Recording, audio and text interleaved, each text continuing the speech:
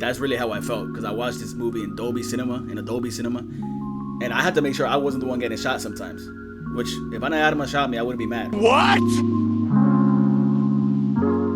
What up, YouTube? This is Ground Entertainment. I'm Eddie G, and today we are reviewing Ballerina from the world of John Wick. Ballerina from the world of John. I don't know. The whole title is from the world of John. Fuck. The title is from the world of John Wick, Ballerina, but I'm just gonna call it Ballerina. Anyways, I got Joby here. Joby watched this with me.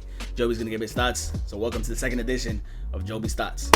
Listen, guys, we all came to this movie because we want to see action.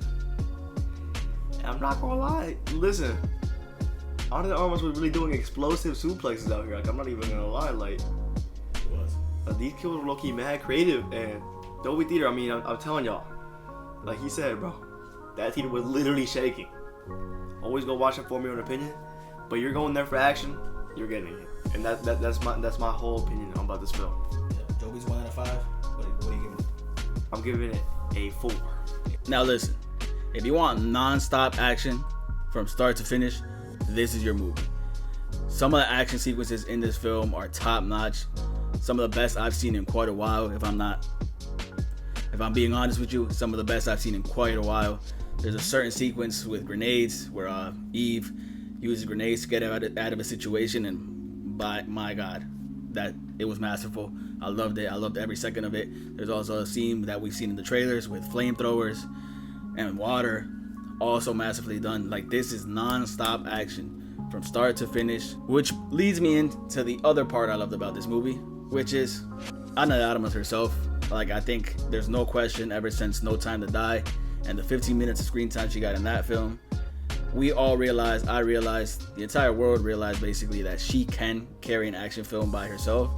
And that's probably part of the reason why she got this role. You know, her character in No Time to Die, everybody felt like she was underutilized in that film, and we wanted to see more of her. I personally would have liked to see more of that character in that universe, but having her in a John Wick universe is just as good. Ana de Armas delivers. You know, it's really hard, the physicality of making an action film like this. It's really hard, you know, mentally, emotionally, for an actor. But I think she did a great job. She's a great actress, and she really is an action star. And I hope to continue to see her in action movies, because I think that's her forte. I think she's not one trick. She can do other films, but I think this is her forte. This is her domain, and I can't wait to see more of her in action films. To piggyback off of that, something I really liked about this movie is the whole fight like a girl thing, which is expressed early on in the film, because that's exactly what Ana de Armas does. You know, this film makes it a point, an emphasis to say, you know, she's smaller, she's smaller, she's not as strong as some of the men that she's gonna fight, so she has to fight different. She has to fight like a girl, which is what her trainer tells her. So it creates some sloppy, gory, and pretty brutal fights, because that's the only way she could take these men down. You know, it's not like John Wick. John Wick is just as strong as them, if not stronger. But she really has to use different strengths and use her environment a lot more than John Wick has to. Even though he does use his environment, she has to do it more, in a lot more brutal of a way, less clean. It's a lot sloppier. And I absolutely love that, because many times in movies you see like a female character completely just body a male character that is like twice their size, and it seems a little bit unrealistic, but this movie makes it an emphasis that she has to win the fight in a different way, and I absolutely love that in this film. The third thing I really liked about John Wick, the third thing I really liked about Ballerina is the John Wick cameo. I feel like he's utilized in the best way possible.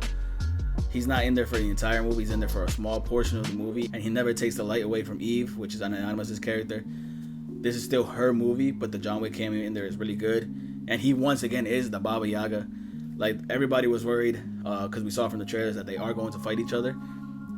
Everybody was worried that, oh my God, she's gonna beat him and all that, but none of that actually happens. Like, we see why John Wick is John Wick.